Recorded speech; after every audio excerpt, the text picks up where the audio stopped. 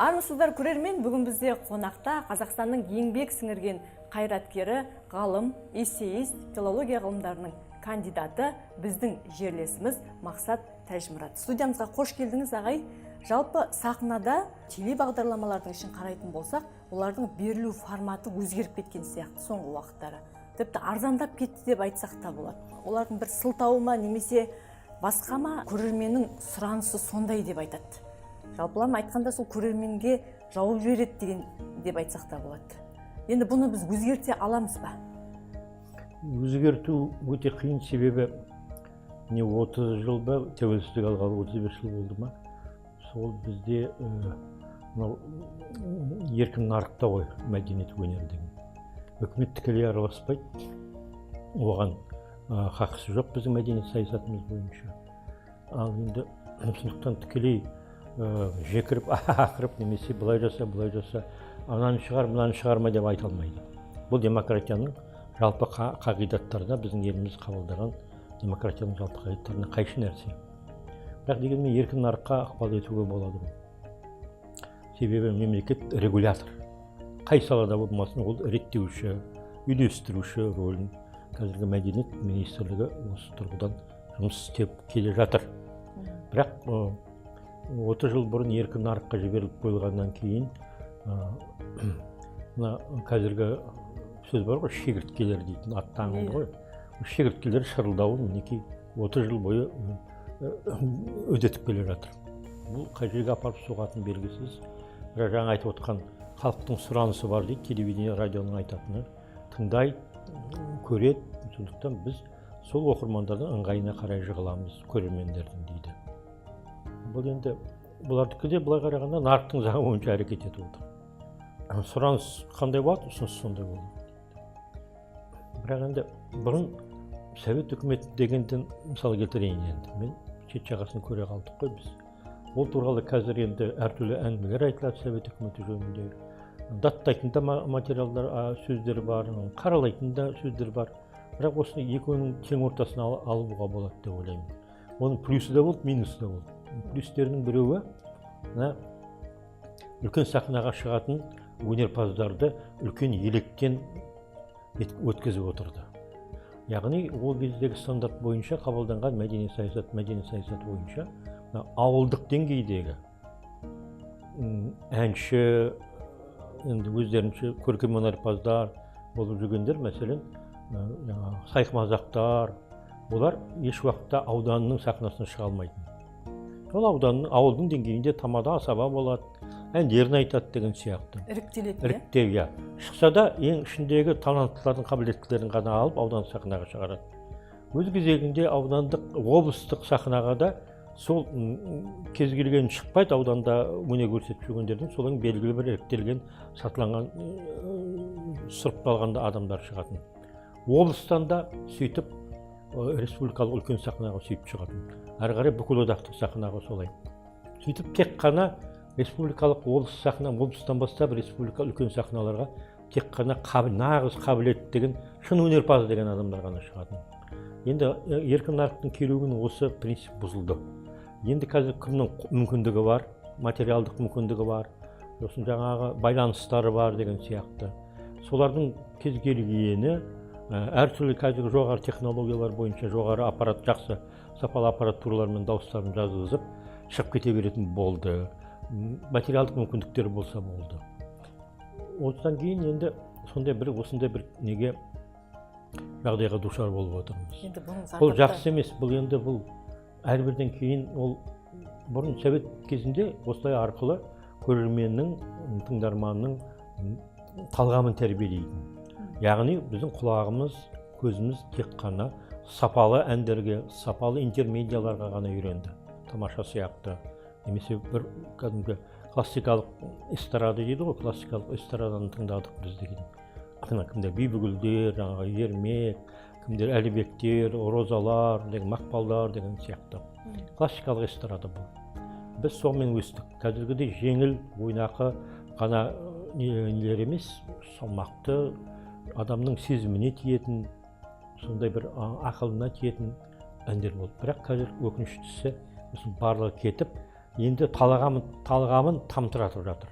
Бұрын талғамы төмен адамдарды жаңағы совет үкіметі кезінде сапалы музыка арқылы, сапалы контент арқылы өзіне қарай тартып, біз талғамы едәуір жақсы көрермен, тыңдарман, оқырман қалыптастырғанбыз. Соның барлығы бірнеше жылдың ішінде тарының қауызында қаудырап түсті. Енді оны орнына келтіру өте қиын. Себебі бір буын ауысып кетті, 30 жыл бір буын деген сөз. Оны қайтадан келтіру өте қиын. Сондықтан да қазір үлкен бір қиын сәтте тұрмыз. Бірақ сонда да мен айтар едім, осы совет үкіметі қолданған осы схеманы мәдениет саясатында кейбір нәрселерді үкімет, министрлік өз тарапынан қолда бар ресурсын пайдаланып отырып, жақсы нәрселерді алдымен шығаруға жұмыстануға болады. Оның тетіктері батыста өте көп. Батыста мәселен олар жақсы сахнаны, жақсы мынау подиумдарды, локацияларды, акиматтардың қарамағындағы мәселен залдарды, ашық алаңдарды ең алдымен талантты ұжымдарға, талантты өнерпаздарға береді. Соны жайлап отырып, өздері енді қазіргі подведомственный ұйымдар дейді ғой, жаңа өздеріне бағынышты, өздерінен заказ алып отырған тапсырыс. Солар арқылы сөйтіп жасайды. Соны жайлап қана жасай беруге болады негізі. Бірақ өкініштісі мәдениет министрлігі көп жылдан бері осы мәселені назардан тыс қалдырып қоя жатыр. Бұның енді зардаптары бар ғой? Әрине зардап, біздің талғамымыз өте, қазірдің өзінде мынау көптің ыңғайына жығылған, не деуге болады, тобыр десең ауырлау болып қалуы мүмкін, бірақ енді тобырлық сананы, тобырлық талғамсыздықты тәрбиелеп жатырмыз. Бұған еш талантты өнерпаздардың қолынан келетін еш нәрсе жоқ. Мәселен, Димаш деген бүкіл әлемді табындырып, бүкіл әлемді қазақша сөйлетіп жатыр. Қазақ мәдениетін ынтық қылып қойды, өнеріне ынтық қылып қойды, қаншама өзіңіз білесіз ғой, енді айтпай қояйын. Бірақ соны өзіміздің қазақ шетел бағалағандай бағалап жатыр ма екен? Мен айтар едім, жоқ. Мен Димаш туралы кітап жазған адаммын. Сонда мен феноменмен зерттедім. Неге кітап мың беттік кітап болып шықты? Қысқартқанның өзінде. Себебі мен феномен табу үшін көп жұмыстандым. Содан осындай жойқын еңбек болды. Соны мен таптым, бұл қазақтың баяғыдан ата-бабамыздан келе жатқан вокалдық өнерінің бір мезгілде кімнің Димаштың мына тамағына берілгендігі. Ол заманның сұранысыменен беріліп отыр. Заманның ыңғайыменен. Димаш ол тек қана қазақтың ғана емес, бүкіл дүниежүзінің музыкасы, әлемдік музыка дағдарысқа ұшыраған кезде бүкіл дүниежүзі халқының сұранысы бойынша шығып отыр деген қорытындыға келді. Бірақ өкініштісі қазақтың емес. Әрине, мен бүкіл қазаққа Димашты түсінбейді деп айта алмаймын. Бар, бірақ өте аз мөлшерде ғана. Бағай, әдебиеттің міндеті қандай? Жалпы әдебиет өмірден алшақтап кетті деп айта аламыз ба? Қазіргі әдебиетшілер нені қаузап жүр? Әдебиеттің міндеті адамға үміт беру. Қашан, қай заманда болсын, адам деген атын сақтап қалуға үйрету. Қазіргі дүниежүзілік бұрынғы, қазіргі дүниежүзілік интеллектуалдық проза, әрине прозаның өзінің түрлері бар мәселен. Соның ішінде мен айтып тұрғаным зияткерлік проза. Ол жаңағы өзінің адам деген атыңды лайықты өмір сүру деген сөз. Сол өмір, оны қалай жасайды? Ол үшін адам өзінің жанын үнемі ізгілендіріп отыру керек. Гуманизм дейді ғой, сол адамгершілік тұрғыда. Оны жасайтын не? Ең бірінші көркем әдебиет жасайды. Ең бірінші көркем әдебиет тасқа басылған сөз. Одан кейін барып музыка, басқа сурет, басқа өнерлер келеді. Жеті муза. Әдебиет, себебі әдебиеттің орны көркем шығарманың адамға әсер етуі, оның тәрбиелік рөл жағынан әдебиет нөмір бірінші тұр деп есептеуіміз керек. Оның себебі оның қалың қыртысындағы тәрбиелік рөлдер, адамға санасына әсер етуі, өмір бақи жатталып қалуы. Мәселен, бір әнді естіп ұмытып кетуі мүмкін. Бірақ жақсы сапалы ән болса да бәрі ұмытып кетесің. Ал әдебиетті бала кезінде, әсіресе жас кезінде оқыған кітабың сенің мәңгі бақи сенің есінде қалады сол. Тоқтап тауып алып қайтадан оқисың. Сөйтіп адам өзінің жанын кішкентай кезінде қалай ізгілендіреді, солай өмір бақи ізгілендіре береді. міне әдебиет дегеніміздің бізге керегі осы. Енді әдебиет қоғамнан алшақтаған жоқ па дедік қой бана сұрағымызда. Жалпы қоғамнан алшақ болу керек пе, әлде сол қоғамның бейнесін көрсету керек пе? Қоғамның бейнесін көрсетуден бұрын әдебиет деген адамның ішкі жан дүниесін қопарып зерттеп көрсету. Мынау әлем әдебиетінде Толстой, Чехов, Достоевский, орыс әдебиетіндегі әлем әдебиетінің атақты ұстындардың барлығында айтатыны, адамның ішінен Құдайдан түскен, жылт етіп түскен нәрсені тауып көрсету Достоевскийдің философия. Адамдың ішкі жан дүниесін ол қашан неге түседі, ірі алмағайып эпохальный дейді ғой, жаңағы дәуірлік оқиғалардың ортасына түседі. Сол кездегі жан арпалысын көрсету керек. Бұл Толстой, Лев Толстой. Ал адам арасындағы қарым-қатынас, адамның өзінің ішіндегі жақсы мен жаманды айыру, бұл енді Чехов, Антон Чехов.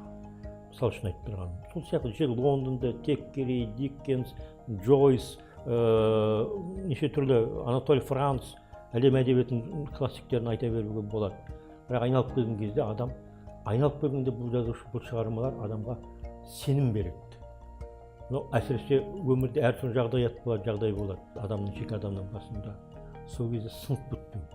Іштей өзін өзі қайғысы, мұң-зары ішіне түсіп кетпеу. Осы жағынан жақсы кітап, сапалы кітап, рух беріп адамды любой кез келген жерде алып шығады. Мәселен, қазір суицид деген Қазақстан ең алдыңғы орындардың біреуінде тұр. Мен ойлаймын, кейде жақсы көркем әдебиетімізде осы тақырыпты тыс қалып қойғаннан ба деп те ойлаймын. Біздің балдарымыз оны оқымай өсіп жатқандығынан ба деп ойлаймыз. Ата, ана балдармен қалай жұмыс істеу керек, көркем әдебиетте соның бүкіл параметрлері нағыз көркем әдебиетте тұр ғой. Отцы и дети деген кім Тургеневтің атақты романы мәселен. Солардың көп нәрсе осы біздің упущенияларымыз, жетімсіздіктеріміз, осы біздің көркем әдебиетімізді соңғы 30-40 жылда қатты ақсатып алғандығын ойлаймын. Соған қарағанда жалпы әдебиетшілерге жүктелген міндет көп деп айтар едіңіз. Мен осы қоғамдағы ең үлкен міндет осы жазушылардың мойнына артылған деп есептеймін. Иығына. Енді ол міндет ақталып жатыр ма? Қалай ойлайсыз? Олай деп айта алмаймын. Себебі біздің аға буын қазір ақсақалдық дәуірінде тұр. Кезінде жаңа мен айтып отырған классикалық әдебиетті, реалистік, интеллектуалдық прозаның майын ішкен ағаларымыз көбісі кетіп қалды бұл өмірден. Қалғандары үлкейіп қалды, апаларымыз. Енді кейінгі буын алмасты. Буын келгенде қазір көптеген жанрлар бойынша, жанрлық түзілімдер бойынша бізде ізденістер өте көп. Мәселен, жастар қазір бір 40-тың үстіне шығып қалған, соңғы 20-25-тегі жігіттер, қыздардың жазғандарына қарап отырсаңыз, ізденістері күшті. Бірақ кітапты, білімді өмірден жимайды, кітаптан жияды. Өмір тәжірибесі толыспай жатып, немесе сол асқан өзінің талантының арқасында сол өмір тәжірибесін 20-25 жасында қорытып шығарған жазушылар бар ғой. Солар сияқты үлкен кесектенулер туғызып жатқан өмірді талантыменен біліп, ұғып, интуициясымен. Ондай адамдар аз. Көбінесе сол кейбір жастардың, көптеген жастардың қазіргі мынау жаңа андеграундтық сипатта жазылып жатқан шығармаларын, көркем шығармаларын оқып жатсаң, аударма оқып жатқандай боласың. Бұл жерде бұрын оқыған сияқты болып елестейді. Қазір енді құдайға шүкір интернет бар, неше түрлі технологиялар бар. Соларға салып жіберіп, соны іздеп тауып, солар бойынша бір солардан алып, соларды бір қазақ оқырманының деңгейіне лайықтап, құлпыртып сөйтіп жазып жатқан сияқты. Немесе жаңа қазіргі жасанды интеллектіменен де не жазатын болды ғой, көркем шығарма жазатын болды. Сондайға салып жіберіп те жазама деп, кейде сондай бір ұры ойлар менің санама келеді. Сондықтан біз бұл жағынан келген кезде аға буын қазір көзі тірі жүрген. Оларға ағалық сөздерін айтып, бұларды кішкене бұрыс жолдан сақтандырып, дұрыс жолды бағыт сілтеп көрсетіп отыру керек еді. Өкініштісі, қалған аға буын шаршағандықтан ба қазір беттеріне тура айтқысы келмейді. Кемшіліктерін көріп біліп тұрып. Неге? Жаманатты болғысы келмейді деп ойлаймын. Әдеби сын жоқ. Оны көрсетіп жатқан. Бір 3-4 жігіт қыз бар ма, бізде жоқ па? оларда погода жасап жатқан жоқ ауа райын. Ана үлкен кісілер мен енді бетер жеріме жеттім, алатын атағымды алып, енді сол бір балдармен бет жыртысып жатам ба дейтін ойлайтын болу керек. Мәселен, жаңа соңғы кезде әдеби бәйгелер, сыйлықтар өткізіліп жүр ғой, конкурстар. Соларды қарап отырсаң, мәселен, енді үлкен меценат сияқты сыйлықтар бар, мәселен, бәйгелер бар. Соларға лидер болып жүрген, пікір беретін спикерлер, өздері мықты қалыптасқан жазушылар да, бірақ қолмен ұстауға келмей былжырап тұрған шығарманы көріп отырсың, соған жақсы ұнамды баға береді. Ол қазақ прозасын, қазақ әдебиетін жоғары шығаратын іс емес, немесе керісінше төмен қарай сілтейтін жер. Бұл жерде сын керек. Сын айтылмағаннан кейін жастар шынының кеуделеріне намыс еді. Мен Нобель сыйлығына лайықпын деген кейбіреулер қазір айтылып жатыр. Менен болмаса кімің бар деп желке жалын күшейтіп жүргендер бар. Әлеуметтік желіге жазып жатқандар да кездеседі. Бұл деген максимализм. Рухани жастыққа тән, оның олай емес екендігін көрсетіп әдеби сын, немесе біздің ақсақал, қарасақал, көксақал ақын жазушыларымыз айтып отыру керек. Өзіңіз ашық айтатын секілдісіз. Мен енді Атыраудың, кешіріңіз, мүмкін білетін шығарсыз, мен Атыраудың жігітімін ғой. Жерлесіміз деп айтып жатырмын. Сондықтан біздің жақта бауырын тіліп өзегін жарып айтпаса, ол айтылмайды әңгіме. Сондықтан да айтып жүремін, мейлі. Бірақ енді ақиқат, шындық деген бәрінен де үлкен емес. Жасты балам деп қорықпайсыз? Олар жақсы қабылдағандар бар. Дұрыс дейді. Аға, сіз өте дұрыс айтып отырсыз. Біз кейде өзіміздің тілімізде өзіміз сынбай қаламыз. Аударма сияқты болып кетіп тілімізде. Бақыт Қыдырбек дейтін кім деген жігіт бар, жаңағы Бақыт. Сол жаңағы өзі неден келген, Моңғолия жақтан келген жігіт. Сол айтады, аға, өте дұрыс айтып отырсыз деп жазыпты комменттерге. Мен ойымша, егер сын, әділ, ақиқи жүректен айтылатын болса, жас авторлар оларды қабылдайды деп ойлаймын. Яғни айту керек деп ойлайсыз? Айту керек деп ойлаймын. Енді тарихи шығармаларға ден қоятындар аз секілді. Көбіне көп алашты айтудан билік қорқатын секілді. Осы жөнінде қандай пікіріңіз бар? Өзіңіз тарихты біраз зерттедіңіз. Мен енді неден бастадым ғой, алаш тарихын зерттеуден бастадым. Умар Қараштан бастадым, Шәңгерей, одан кейін Батыс Алашорданың тарихы.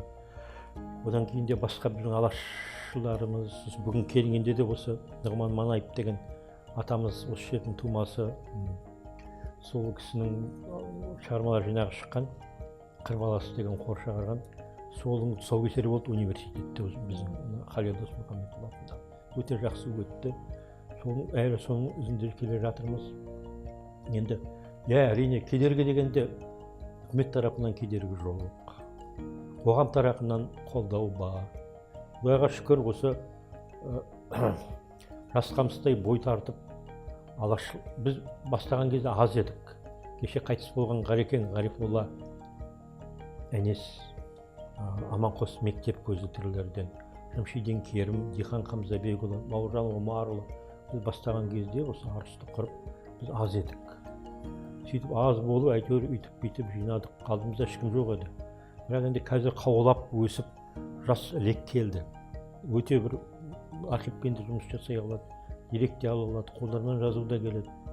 Барлығы бар. Бірақ кейбір саяси, идеологиялық, саяси жағынан, идеология емес, кішкене кедергілер болып тұр.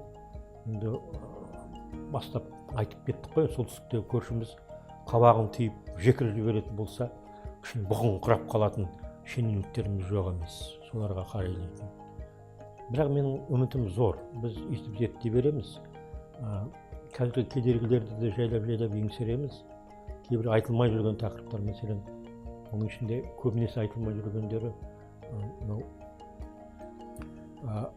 халық комиссарлары болып жұмыс істегендердің қорлары ашылмай жатыр, жеке істері. Себебі олардың ішінде әртүрлі жағдайлар болуы мүмкін. Кезінде заманның несімен сол кезде көрсетіп жіберу, сілтемей берулер болуы да мүмкін. Оларға жәбір жасап, қол қойғызып алуы да мүмкін. Әсіресе халық комиссияларының деңгейіне шыққан кезде бұл басқаша өгін сипат алады.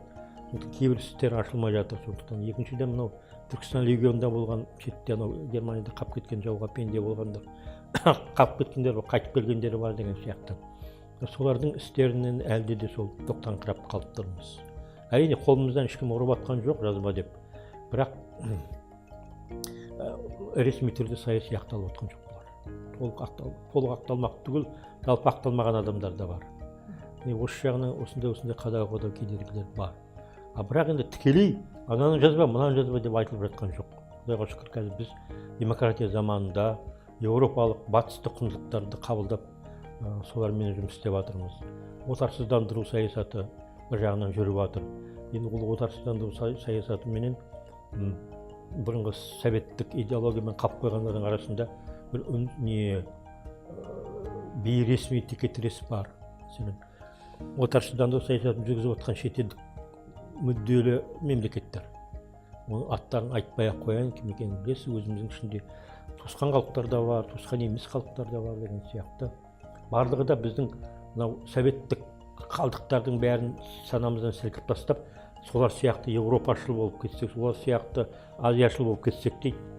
Ал бізде қазіргі аға буынымыз көбісі оларды мойындамайды, Алашорданы да мойындамайтындар бар. Жаңа айтып отқан Түркістан легионы сияқты пленде қалып кеткендерді де болғандарды да қабылдамайтындар бар. Қазір сондай бір текетірестің үстінде тұрмыз. Қазақ қоғамы онсыз да 40 пышаққа бөлініп қыржыңдап тұр қазір. Мына тек қана бұл идеология, тарихқа деген көзқарас қана емес, жалпы кез келген әлеуметтік желіні қарасаңыз, кез келген тақырыпта үш қазақ отырса, міндетті түрде үш түрлі пікір айтады. Басымыз бірікпейді. Ұлттық бірегейлігімізден айырылып бара жатырмыз. Тарихқа деген көзқарастан бастап, күннің өзекті мәселелері бойынша, кез келген мәселе бойынша бізде басы піспейді. Әр басына би болған өңшең қиқым деп абай айтпақшы, сондай жағдайға жеттік. Ондай жағдаймен біз басымыз құралмаса, біз ұлттық дәрежеге енді жақындап жатқан кезімізде біз қайтадан кері шегім жасауымыз мүмкін. Біз сол бұрынғы рулық жүздік деп айтпай-ақ қояйыншы. Ру жүз дегенде де жаман нәрселер жоқ. Онда кезінде бізге үлкен көмектері, пайдалары болған. Біз әрбірден кейін осы күнге дейін мәңгүрттенбей, әйтеуір сытылып шығып келіп отыратын болсақ, орыстың басқаның боданынан біз сол ең алдымен өзіміздің руымызды, жүзімізді сақтағандықтан, білгендіктен келіп отырмыз, мәңгүрттенбей. Егер руымызды, жүзімізді алатын болса, біз таза қара орыс болып кетер едік. Олай емес қой. Сондықтан бізге дәл қазіргі моментте ұлттық бірегейлік өте керек. Егер біз таяу уақыттарда ұлттық бірегейлікке, бірдейлікке қол жеткізбейтін болсақ, біз мынау әлемдік келе жатқан әлемдік катастрофа апаттың ішіне кіріп жоқ болып кетуіміз әбден мүмкін. Менің ең бір осы жерде мен үшін бір үлкен қатты қорқыныш сезіледі. Қорқатыныңыз осы ма, тағы да басқа мәселе? Негізгі ең үлкен мәселе біздің ұлттың әлі бірдейлігіне жетпей жатқанымыз, дүрдараздығымыз іштегі. Қоғамды бөлшектеп жіберу біреулерге пайдалы. Сан түрлі топтарға. Орыс тілді қазақ бар, қазақ тілді қазақ бар, дүбара қазақ бар, тарихың бар, экономикаң бар. Ешкім қазір бәрін қосатын тұтас ұлттық идеология болмай тұр бізде. Ең үлкен қиын нәрсе осы. Бұдан қалай алшақтап кеттік? Неге басымыз бірікпей жатыр?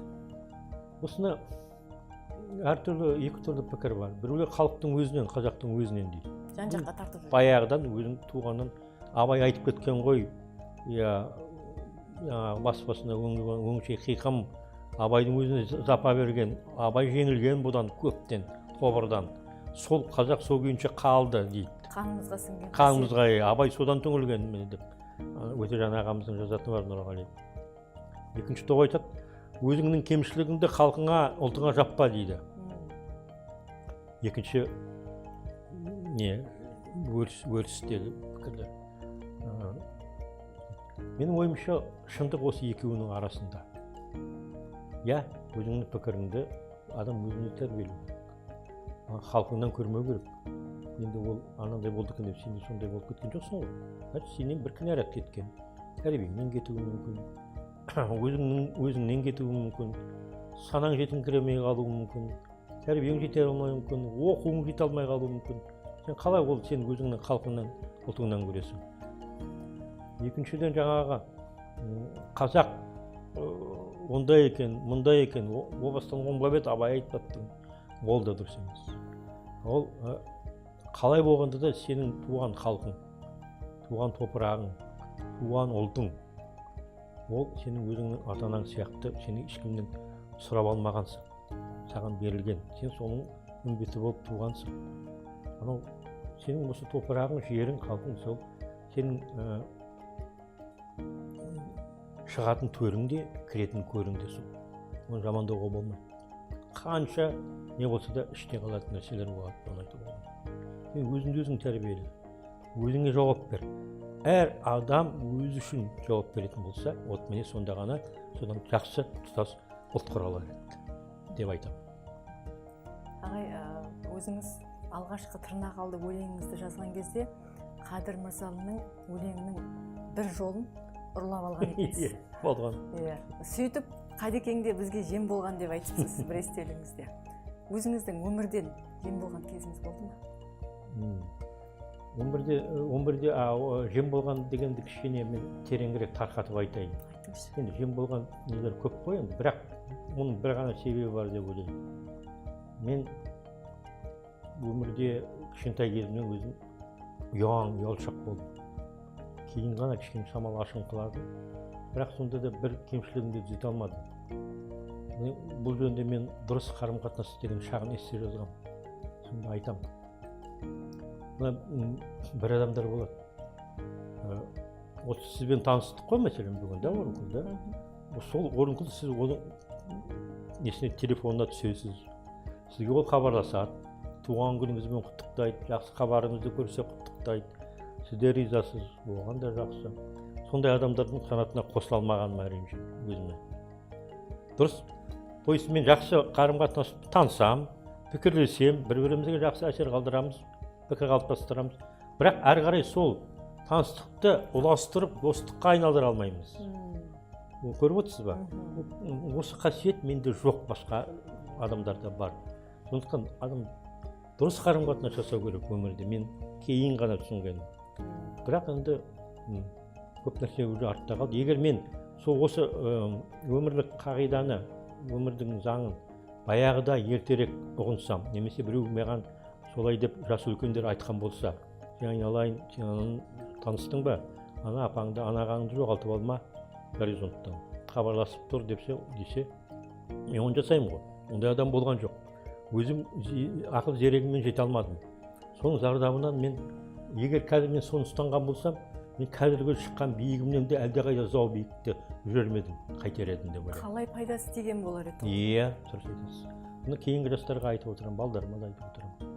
Сен кішкене адамды коммуникабельность дейтін болады, адамның дұрыс қарым-қатынас жасау өнері ол. Соны игеріңдер. Мен мәселен соны кеш түсіндім. Мен қазір уже қолымды кеш сермедім, оны жасай алмаймын. Сонда сендер өздеріңе де жақсы, айналаңа да жақсы болады деп айтам.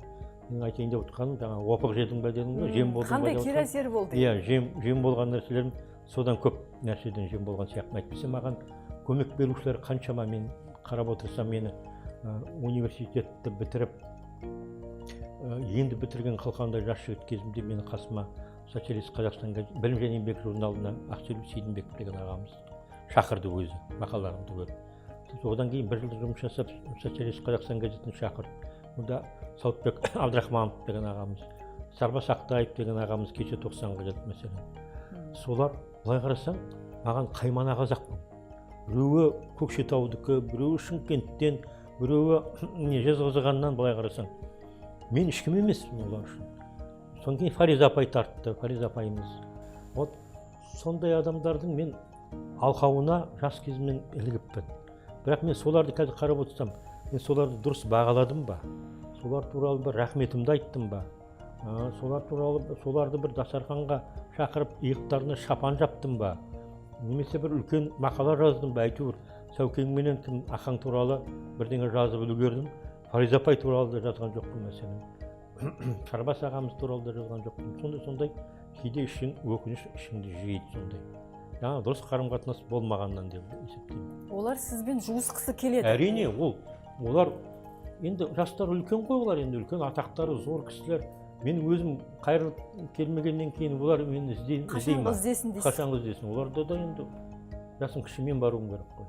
Әдебиет жақындастырды деп ойлайсыз? Әдебиет жақындастырды. Көп адамдар ұнайды ғой, кейбір адамдар. Сен өзіме сондай ұнайды бір адамдар. Енді атақ, мақтау деген сіз үшін маңызды ма? Әлде оқырманның берген бағасына қанағат тұтасыз ба? Жоқ. Мынау кез келген енді өнер адамы, шығармашылық адамы өзінің еңбегінің ескерілгенін іштей қалап тұрады ғой. Өтірік айтып қайтып, мен ылғида айтып жүрмін осы. Атақ берсе, атақ сұрамаймын өзім, жүгірмеймін. Ұмтылмайсыз? Ұмтылмаймын. Бірақ беріп жатса бас тартпаймын. Дұрыс. Еңбегіңді ескеріп. Сондықтан мен енді биыл еңбек сіңірген қайраткер атағын алған кезде мен жақсы қабылдадым. Президентіміз Қасым-Жомарт Кемелұлы Тоқаевтың қолы қойылған осы куәлікті тапсырып, журналистикадағы еңбегі үшін алдым. Бәрекелді. Мен жаңа айттым ғой, жүгіріп сұраудың қажеті жоқ деп ойлаймын. Еңбегің күндердің күнінде міндетті түрде бағалануы мүмкін. Бағаланбай кетіп жатқан адамдар да болуы мүмкін. Бірақ енді соған бола өйтіп адамшылық арыңды бетке түйіп өйтіп жүгіруге болмайды. Ол таланттың шаруасы емес деп ойлаймын. Вот кем талант болса сөйтуі мүмкін. Дін құрметі бір бөлек, биліктің, үкіметтің құрметі екінші бөлек, екеуі қосыла келетін болса, әрине үлкен шабыт береді. Егер ондай болмайтын болса, кейбір жігіттерді білемін, күйзеліске түсіп кеткендер. Жаза алмайды, бәрін тәрк етіп.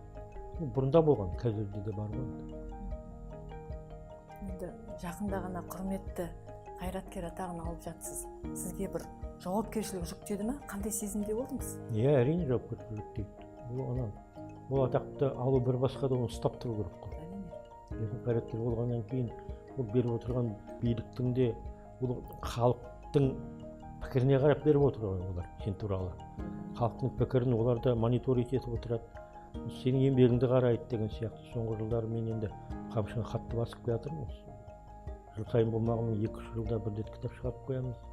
Соның бәрі мақалалар, эсселер жазылып жатыр. Соның бәрін қарайды, халықтың несін көзқарасын байқайды да оған қалай беріп жатыр. Бірақ екеуі қосыла келген кезде үлкен жауапкершілік. Оны ақтауым керек. Ақтау деген тұрғыда мен үкіметті мақтау емес. Өзімнің жаңағы әдебиетке, өзімнің салама үлесімді одан сайын ары қарайды. Бірақ енді Ақселеу Сейдімбек ұстазым айтушы еді, әй Мақсат кетерінен бір 6 ай бұрын звондап. Жазатынды 65-қа дейін жазып 65-тен кейін болмайды екен. Өзі сол кезде 67-де болатын. Бұл кісі неге айтты екен сөйдеп жүрсем. Енді өзім 65-ке мінекей толып отырмын. Сол кезде ойлап отырсам, шынында ары қарай уже адам енді темір емес қой, жайлап шаршай бастайды, қаржай бастайды екен. Яғни Мұхтар Мағауин емес, жұрттың бәрі 80-ге дейін қаламын тастамай. Қаламын тастамай жазатын, ол үлкен қаржы керек еді. Ол кісі де қазір шаршаңқырап қалды. Бірақ 26 томын шығарып, соны көріп отыр. Біз соны Құдай Алла тағала бізге сондай жол берсе екен деп тілейсің. Адам арман мақсатпен қатар жүреді ғой. Армансыз, мақсатсыз адам болмайды дейді. Сондықтан сол мақсатыңызға жетіңіз. Енді сіз әдебиетшілерге артылған міндет, жауапкершілік үлкен деп айттыңыз. Қоғам тәрбиелеуде, қоғамға бағыт бағдар беруде. Енді жалпына Атырау өңіріне өзіңіздің туған жеріңіз болғаннан кейін бір бүйрегіңіз бұрып тұратын шығар. Осы жерге келіп әдебиетшілерді тәрбиелеу бағытында ой болмай ма? Туған жерге еңбек сіңірсем екен деген сияқты. Бір соңғы кездерде ой туындап жүрген жоқ па? Мен қолымда қалам ұстай бастағаннан Оралдың тарихын жаздым. Омар Қарашты, Шәңгерейді, Батыс Алашордада Мәншөк бәрі енді менің Оралдың тұмалары ғой. Бөліп жаратын, бастан жақта айыратын ештеңе жоқ. Дегенмен мен территориальный аумақтық бөлініс бойынша айтып отырмын. Сонда енді кейде елге осында келген кезінде жігіттер айтады ғой, сен Оралға барсайшы, Оралдың тарихшысың ғой деп. Сонда неге айтты екен деп ойлап қалып, кейін кішкене есім кіргеннен кейін қой болмайтын, елдің тарихын жазуға бір үлесімді қосайын деп, осы соңғы жылдары осы елдің тарихынан қалам тартып жүрмін. Осы жақында Алла қаласа шығады, біздің елдің ұлтаны мен сұлтаны деген эсселер жинағым. Осы Атыраудағы достарымның демеушілігімен шығып жатыр. 65 жылдығым ғой менің ноябрь айында, қарашада. Соған сол кітаптың келсем деймін, сол келсем өз жерде жасасам деймін. Сонда біраз эсселерім елдің тарихына байланысты жазылған, Атыраудың топырағына байланысты жазылған, сонда кірді. Алла қаласа. Менің бағыт бағдар беруім өзімнің жазғандарым арқылы ғой деп ойлаймын. Шет жүрсеңіз де жазып жатырмын дейсіз. Иә, жазып жатырмын. Тарихын да жазамын, тарихын емес, басқа нәрсені жазсам да бәрібір кейін келе жатқан жастар солардан тән алу керек қой, оқып. Ең негізгі бағыт сол емес пе? Құр сөзбен, ауызбен орақ орғаннан ол не болады? Оны іспен көрсету керек деп ойлаймын. Сол менің де соңғы кезде көп жазып жүргенім сол іспен. Балдар көрсін, оқысын, стиль деген мәселе бар, тіл деген мәселе бар. Актіні алу деген бар, іріктеу деген бар, оның қорыту деген бар. Бұл қалай болады? Әдебиетшілік соңғы кезде мен прозаға да бара бастадым. Сонда ойым сол прозаны да көрейін, өзімді көрейін, балдарға да бір көрсетейін, кейінгі жастарға деген ойым ғой.